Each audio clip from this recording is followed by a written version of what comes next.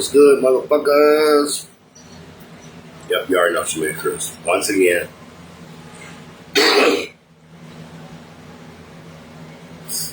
Big Chris, aka Apocalypse, just as hot as fuck, feverishly, combatively.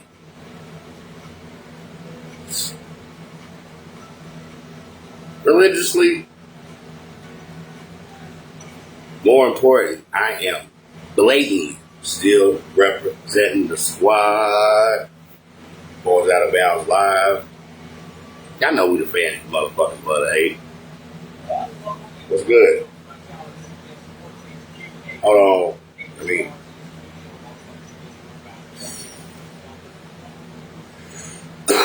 it's Facebook, they audio, they flagging and shit, copyrighted material. You know what I'm saying? More sports goes. We talk about Out of Bounds Live. Who flags more, Facebook or the NFL? I should do a poll. See who wins. Flags. And since we talking about a quick roundup, due to, I can't say unfortunate circumstances because it's benefiting him and what he's trying to get done in his life. We already know as far as the world's dopest guard.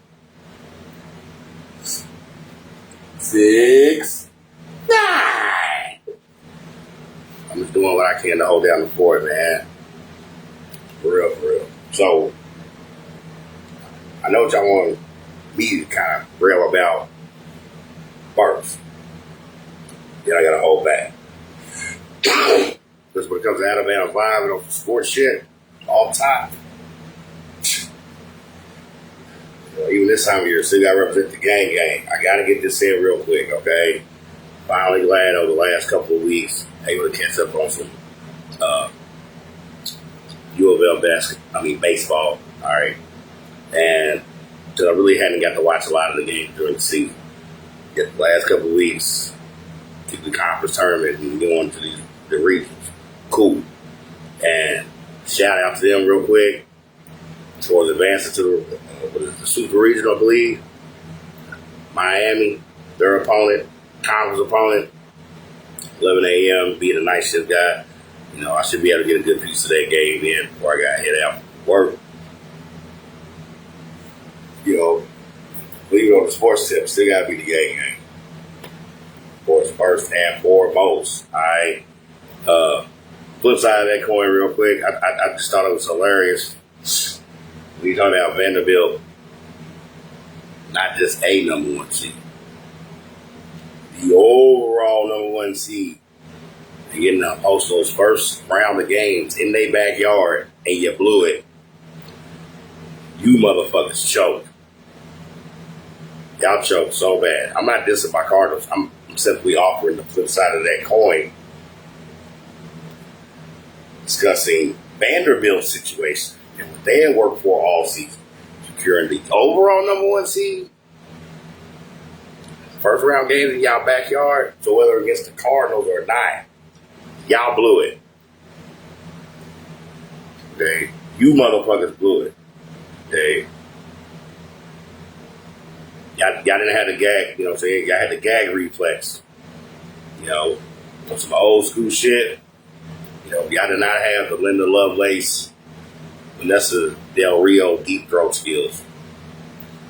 That didn't. But when you new cats, you know, with Superhead, Pinky, you know, the point is, you motherfuckers show like a bitch that don't know how to get head.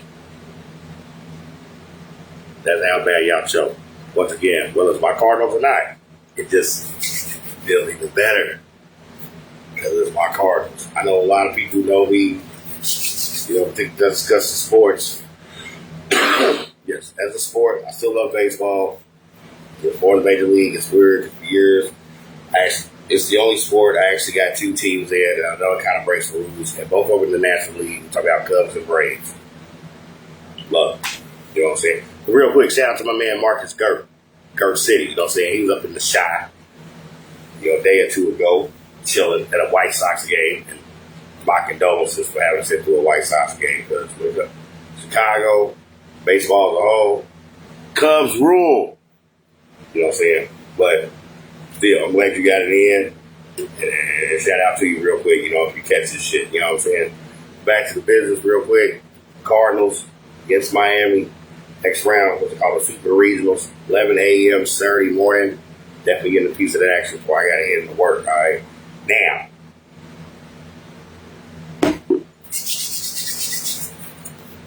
let me preface this with a couple quick shout outs to Dave Jones, my man Uncle Lou, king of the bandwagon, Little House on the Prairie ass nigga when the kid about to get a Pacers fan. Bandwagon. Okay. In lieu of tonight's events, because I didn't get a live off Tuesday or yesterday, so didn't get to let you know for my prediction and let you know I'm still on a whole firm. I'm OKC in 7. I've always felt the Pacers are good enough, and tonight actually reinforces my point. This is a team good enough to push OKC to 7 games. Okay. Similar style of play as far as wanting to push the tempo. The thing is, overall stat-wise, OKC is better defensively, hence they would beat Indiana and push the tempo because they're going to gain extra possessions to get in transition via turnovers. Okay, or, you know, a hell of a stop, particularly on a quick shot and an outlet pass.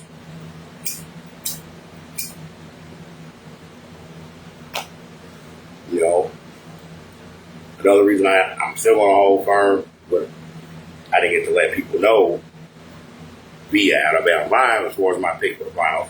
OKC in 7. Okay, they are still the overall number 1 seed.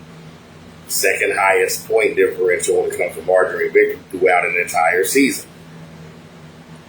Over 12 points a game. You know, inching toward 13 points a game.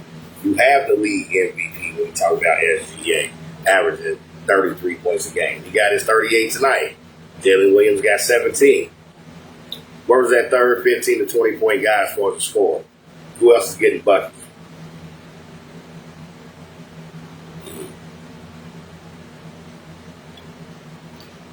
Even with OKC building that lead and due to stuff and BS going on at work, by the time I got in, there was maybe 4 minutes left in the third quarter. So I didn't get to see how OKC built the lead yet from what I've seen before Indiana, turned the tide. Even a successful scoring possession, I've seen a lot of ISO ball from OKC. Something else I noticed, we talking about starting both bigs, Holmgren and Hartenstein together, you know, and catching some highlights from the first half. That didn't happen. May have curtailed some of those offensive rebounds they gave up late in the game, particularly with Indiana closing out the fourth quarter on a 12-2 run and waxing a 15-point lead. In lieu of tonight's events, once again, I feel with Indiana winning, they already got their split. Reinforces my point as far as my pick in OKC at 7. You know, it's it. Offensively, they're similar in style, more liking to push the pace. Yeah, between the MVP, you know, and the talent of players. In a half-court set, I feel OKC has the edge. I know how I feel about depth. Indiana's pretty much 70. OKC's 8 to 90. Okay? Yeah, scoring-wise.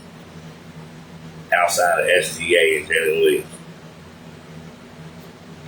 OKC didn't get enough support. And it's really weird because they beat Indiana in turnovers. Indiana committed 25 fucking turnovers. 25. There shouldn't even been a 4-quarter comeback.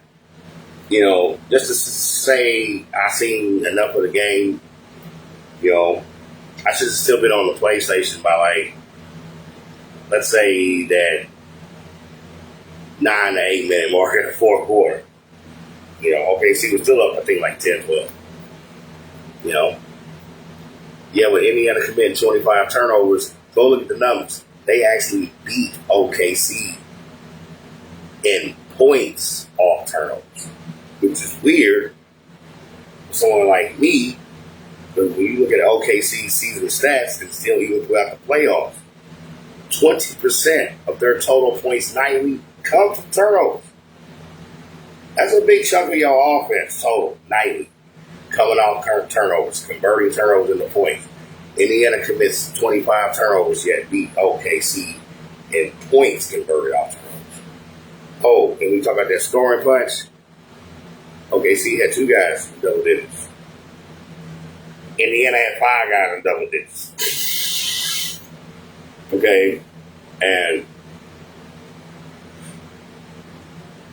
while I rail on depth matters, particularly for the NBA playoffs, and I've railed for that since my late teens, early 20s, okay? A big part of that is the scoring. You got to have that third guy, okay? Out of your starting 5, you got your lead guy, that's going to get you 25 to 30. You know, your 1A, 1B, you know, that's another 20-plus points. You got to have that third guy. You know, I keep trying to tell people, stars, or even superstars. We talk about NBA coaches in basketball. They're going to win you a game or 2 in a series. Between your remaining starters and that bench, it's role players that win you series. The top guy will win you games in the playoffs. Role players, bench, depth. That's what wins you series.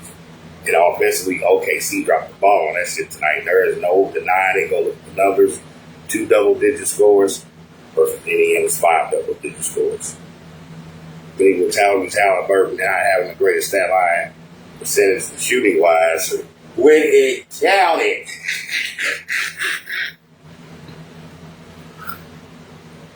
You know, there's going to be a whole lot of huffing and puffing of how they chop the lead and OKC blew opportunities. Fine. Let's get to the bottom line of this shit. When it counted.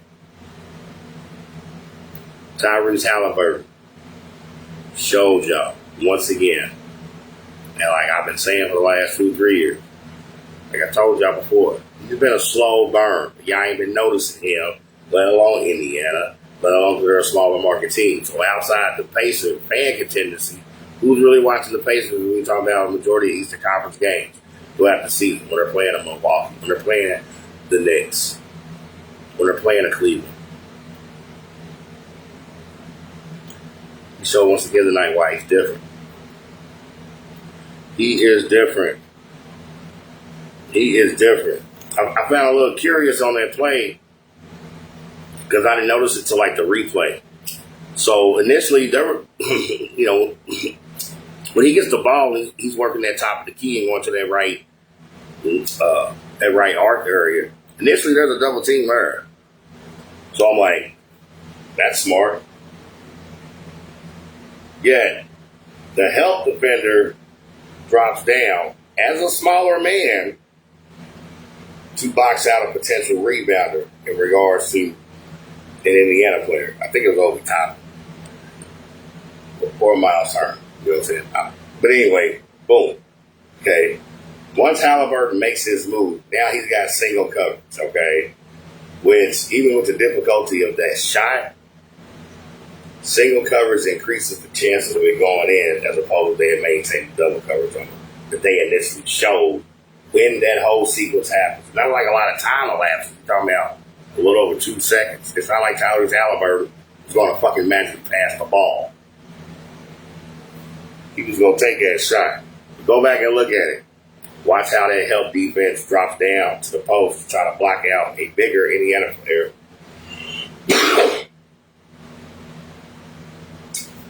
You know, another thing I found weird when we talk about Indiana committing 25 turnovers yet winning the turnover in the points battle. And I got to get back to this. I think I mentioned it earlier. You know, OKC's coach, because I'm not trying to pronounce his last name because that French ass shit fucks with me, but not starting the 2 bigs as far as Holmgren and Hartenstein.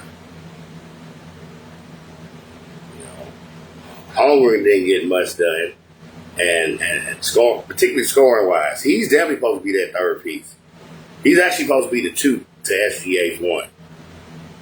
That starting five bucket wise as far as scoring nightly, SGA, Holmgren, well, the first Jalen Williams, the one that starts, the one that made the All-Star team. And then talk about the other Jalen Williams, Luke Dortz, not contributing scoring wise.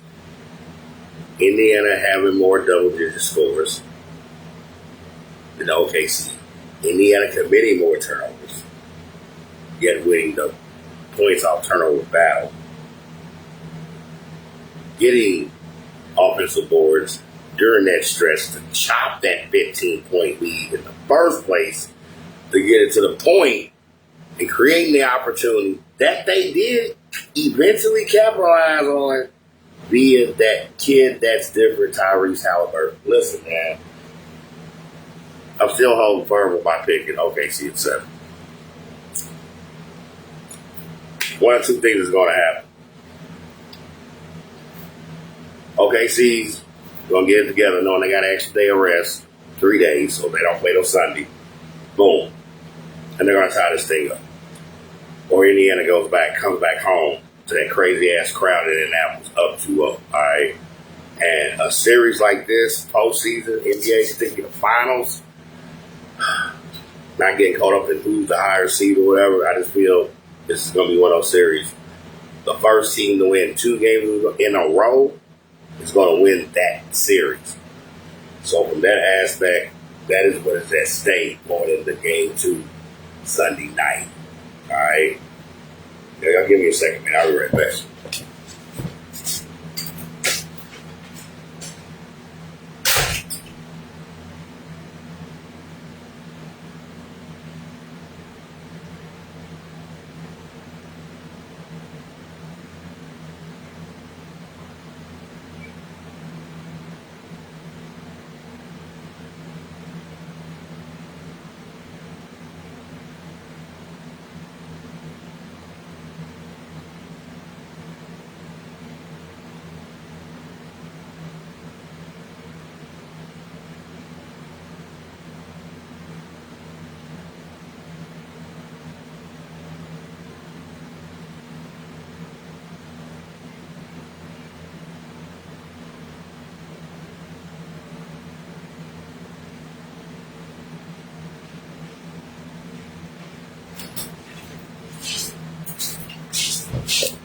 What's really good, motherfuckers? Yep, Alabama's live on a solo late night flight. You know what I'm saying? Oh, yeah. Once again, shout out to the world's dopest star, 6ix9ine. Yo, and the homie Quade. Cross country trucking, man. That long haul freight. Okay? That's serious fucking work, man. All right? And the fact that, you know what I'm saying, they both out on the road getting it, grinding, getting it out the mud. Try to get that money, securing the bag for whatever future they want to build. Okay, you know what I'm saying? Oh, yeah, one quick last sports tidbit. We talk about Alabama's live because, I'm going to be nice because you junky motherfuckers as far as the NFL. Oh, yeah, definitely want to get some feedback from the past of Mr. Vernon on this one since he's the Steelers fan. So they finally did it. Now they finally did it. Y'all signed Aaron Rodgers on a rental.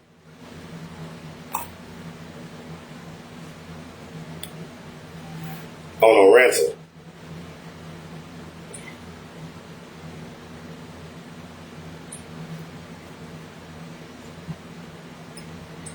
I'm slightly confused. I'm going to try to explain why as best I can. So not just as a sport, business, all that. Sports junkie. NFL, story franchises, Steelers. Down about a ruling family, this and that, whatever. All right. Stop. Build on my squad. Yeah, we talk about a fan of the sport, history, and lineage. team accomplishments, front office, culture, all that shit. This is weird with Steelers.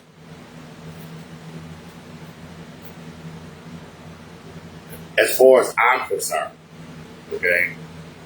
Once again, Mr. Vernon needs some feedback from you at some point whenever you see this, aka our resident Steelers fan. And any other you Steelers fans want to hit me up.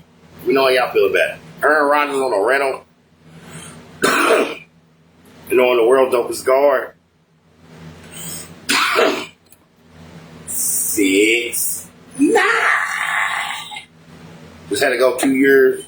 Just went through 2 years of that bullshit. Last year, unsuccessful playoff run. Year before, knocked out first game season against my Bills, which somehow they still lost. That should have been an omen right there for me as far as down the road in the playoffs that season, particularly knowing it came to fruition. I digress from my point. The Pittsburgh Steelers are really about to put themselves as an organization, as a team in the roster, and more importantly, the fan base, do this bullshit. Okay. Okay. You know, all right.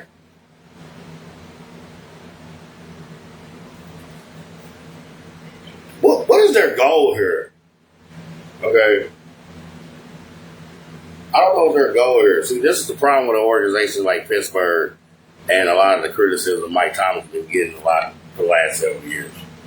Which, whether you like it or not, I understand it. You're good enough to make the playoffs. Can't advance. Yeah, you're good enough to make the playoffs.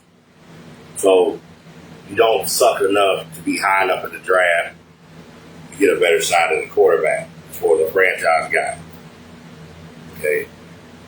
So the whole Russell Wilson experiment, and then y'all trying this shit again with Aaron Rodgers, these kind of older, pretty much done, used to be big name quarterbacks, and using them as his bridge, you know, because they want to rail about quarterback being the most important position in the game of football. I another source of my confusion as far as my respect and admiration for the Steelers organization, or even just common sense. Who the fuck puts a Band-Aid on a chainsaw wound? Who does that? If you're not willing to put together a trade package with a team to move up in the draft to get a better shot at the quarterback, as far as between Russell Wilson and now this Aaron Rodgers signing, you're definitely playing 2K. Because y'all just selling. Y'all selling like a motherfucker. Okay? You guys are selling food gold as fuck.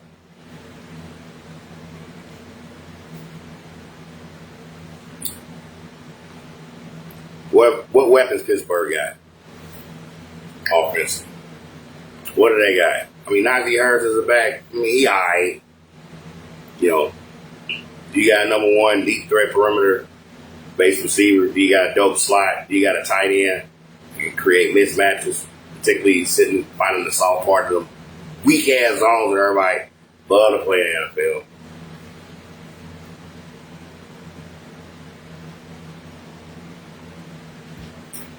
Who you got? Do you have a line to protect Aaron Rodgers?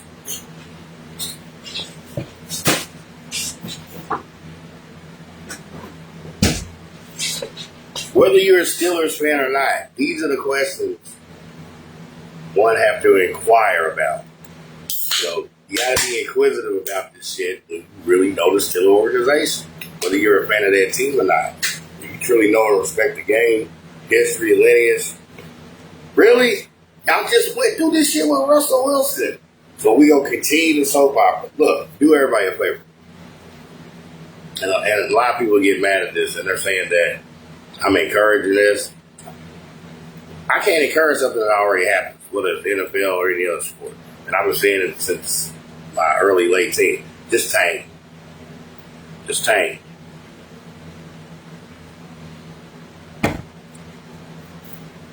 Just tank. Okay. Sherman tank, Shark tank, Fish tank, M1 Abrams tank, the R&B singer tank. They pick your tank. Just tank. Just y'all should just blow this whole fucking season up. Give yourselves a chance. At least be in the top 5 of the next round draft. Get a quarterback. Now, granted, I don't know what next year's quarterback class is going to look like.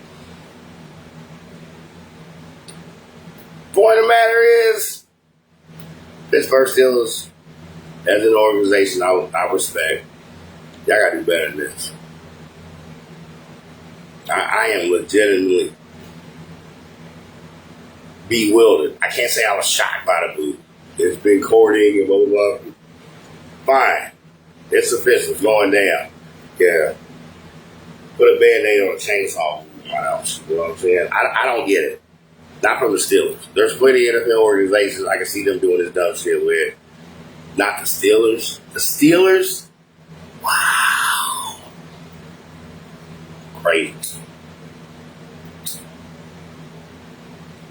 What's really good, motherfuckers? Y'all, it's hot as fuck. Think about this time of year. Man, I know we're teetering in the summer yet. Last week or so, we were getting a little early taste, man, of what I hope to be wrong about. Man, we get 90s before, you know. I mean, I know today's 67, whatever. We've been having 90s since like the week after Derby, for real. So I know motherfuckers, LG and Bill's already looking goofy, because I know y'all been running that AC. So, it is what it is, you know what I'm saying? 10 days. Oh my God, man. 10 days, y'all. This is...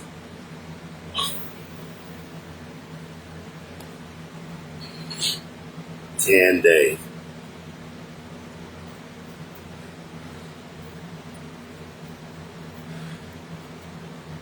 $10 days, and me and Angie's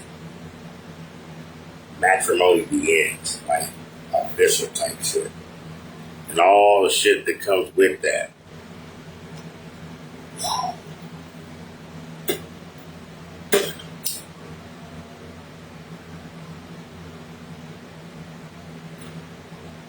So whether you like it or not, whether you give a fuck or not, y'all know whether y'all like it or not, or give a fuck or not. I don't give a fuck about none of that.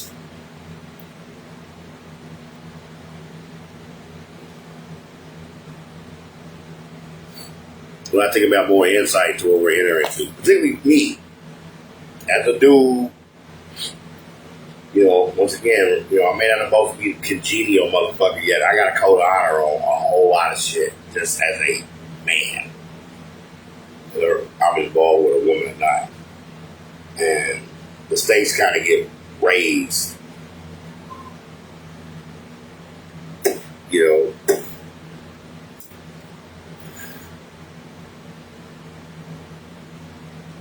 we talk about committing your life to somebody else and them doing the same. You know? And when I got to work today, and I ain't gonna put the brother on blast. He might see this, feel some type of way, but you know, he's asking me about the rundown and this and that, and you know, it's like anybody else, you know, at work, man. I just don't understand, particularly people I work with, why y'all don't understand why I'm so excited and happy about going into this. Like, and then y'all want to know and ask, but I don't really like talking about personal shit with you motherfuckers at work. But it's like in other aspects of y'all life, y'all just some miserable love company ass motherfuckers. Yet I still digress from my point. And he's like, so how's it gonna feel being tied down? And I was slightly bewildered because via his question, I'm trying to process how two people committing to each other, helping one another is being tied down. Like, I don't understand where nurturing and leadership and support and just other good qualities both people possess. You know, where she's weak, I'm strong. Where situations I suck at, she can take the wheel. So I looked at the brother and I told him, like, well, I don't understand your question. You know what I mean, being tied down. And I told him, I'm like, I think about a majority, particularly as far as the life-altering moments in life. So, for me, you know,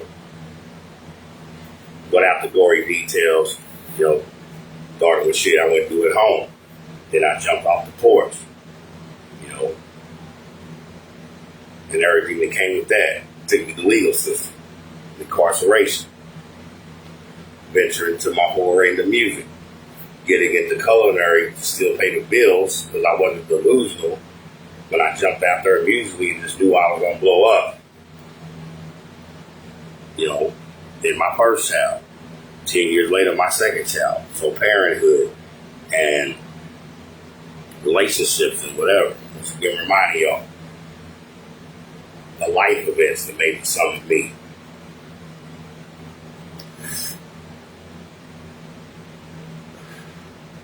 So once again, you know, I'm looking at the brother and, you know, I don't have no problem being in my state of bewilderment because I still just didn't understand how two people being there for each other being tied down. You know, my life alone and carrying that burden and all that comes with it, working through everything I've had to work through. There's still the demons that harm me.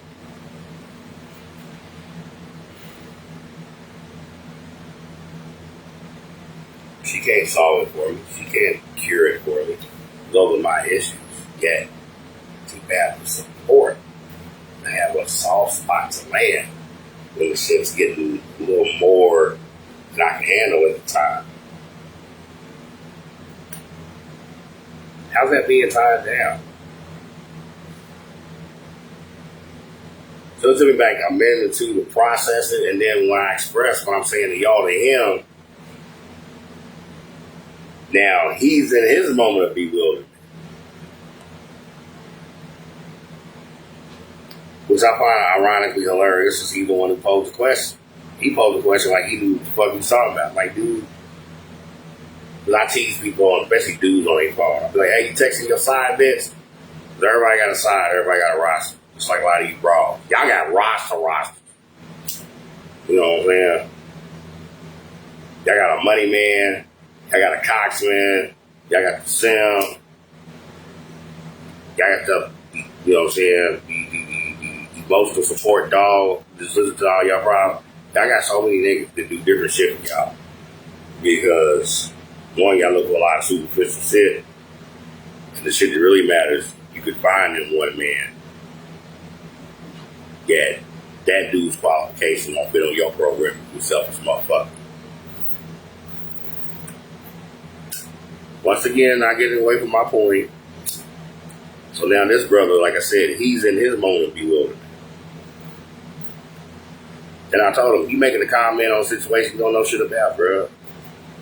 You don't even have a bra. Chances are you probably ain't getting no pussy.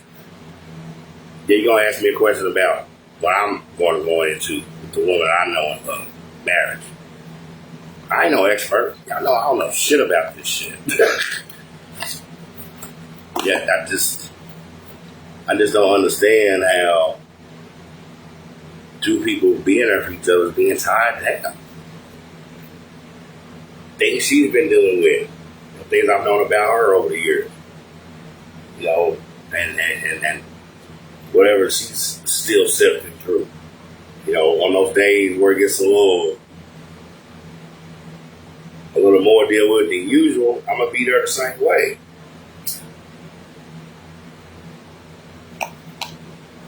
You there's things about each other we do not pretend to understand. There's things, one, I can't process what she's going through on a whole lot of levels for the fact she's a woman, I'm a man. We both respect it about each other. We don't bitch about it. Especially when it comes to matters of emotions. See, this is where a lot of you people overall, in all y'all relationships, romantic, parental, employee, it just don't matter. Here's where a lot of you motherfuckers really fuck up your relationships, for real. The more intense the situation, the more y'all distort y'all logic. Y'all run with y'all feelings so much. Oh, this feels good. This feels right. Even if it's not practical, even if it's not pragmatic. So even with, and especially the number one situation, affairs of the heart, why would it still not be best to do what makes sense?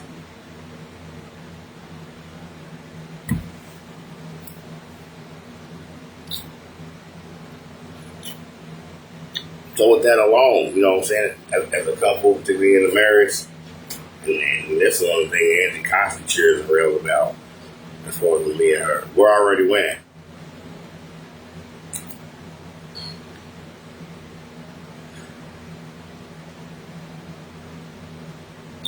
It's like she tapped into something that was deeper, and I told her that. Because it expands love and relationships. Just everyday interactions, a lot of situations, a whole lot of bullshit, particularly here in America. Western civilization, the pillar of it, the epicenter is our mind. You motherfuckers, once again, a whole lot of bullshit could be alleviated if motherfuckers would just use some fucking logic. Like this fucking thing. Everybody's in their feelings about so much bullshit. A lot of y'all feelings about shit that in actuality is superficial as fuck and does not matter when it comes to the bottom line of shit.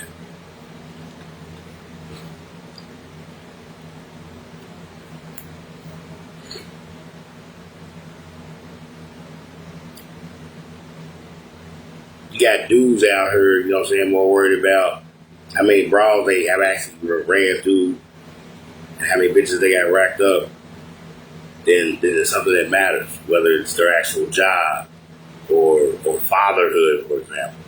Once again, a lot of fathers get alienated from these lying ass bitches. Yet you got these bum ass deadbeat daddies. As far as you motherfuckers, you niggas kill me. Okay? But there's a whole lot of things, as a man and certain requirements. And what a lot of women don't understand is men recognize those things from each other. Okay? There's a certain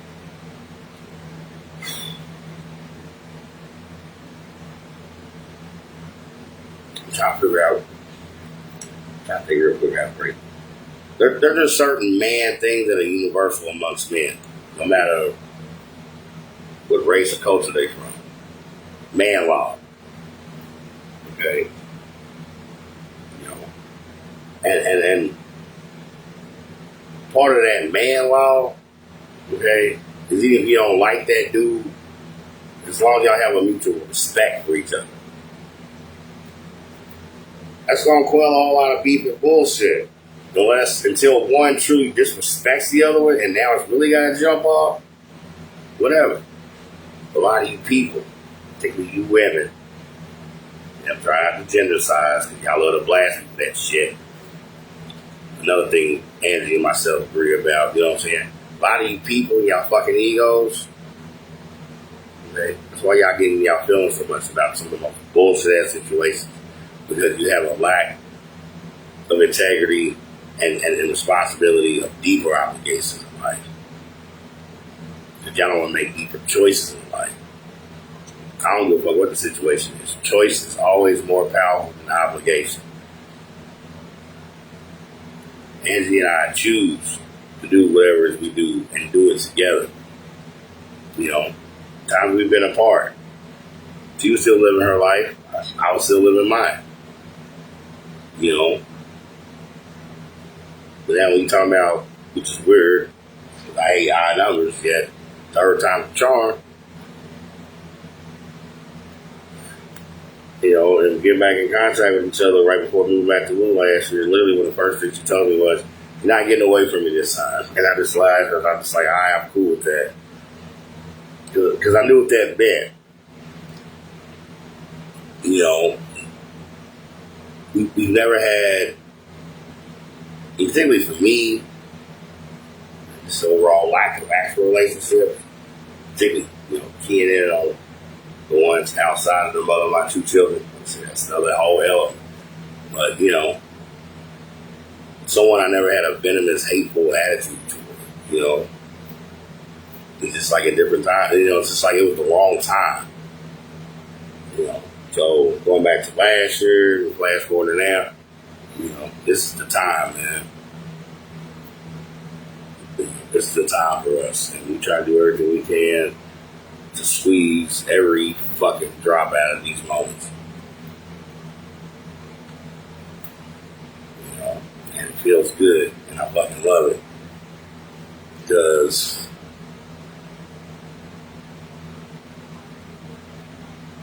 I mean, I just can't reiterate, you know, never thought I'd be here, especially this old, and not be in a venom marriage. And yet here I go, you know, and I got my questions and fears, and the flip side of that coin is, you know, I have my excitement.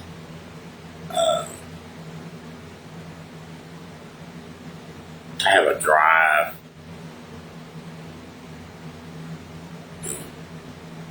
Getting a better sense of, you know, decisions I make, even if she's not around, they still can affect us. You know, that's a new and weird burden to carry. Yeah, just like everything else comes with it, I'm up for it, so fuck it, let's go. You know what I'm saying? You know, B-Day shout out. Real quick, on the West Coast, my man Eric Altadonna, a.k.a. my Vegas Paisan. Father Guido, catch this. You know I got you, man.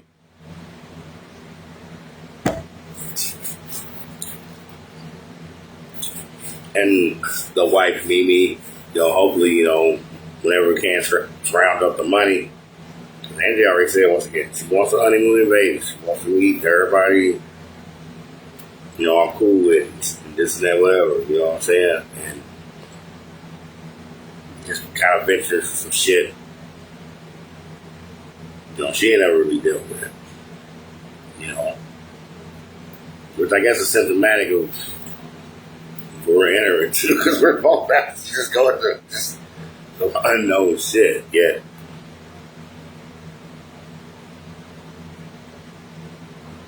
it's not like the fears aren't there. I just feel individually and definitely collectively, you know, they don't outweigh the joys of the purpose. So, all averages, let's fucking go. You know what I'm saying? Anyway, in the meantime, between time, it is your man Chris, a.k.a. Apocalypse. And you gotta get back home, bro. We gotta get back on this two-man game for real. Like, I'm doing what I can to hold it down yet. Shit, bro. No, I ain't got nobody to, on my pick and pop, you know what I'm saying, when I step out, knock that bitty down. Or occasionally the three. And you and the homie Quay, man, stay safe way out on that road. Get back home safe. All right, y'all won.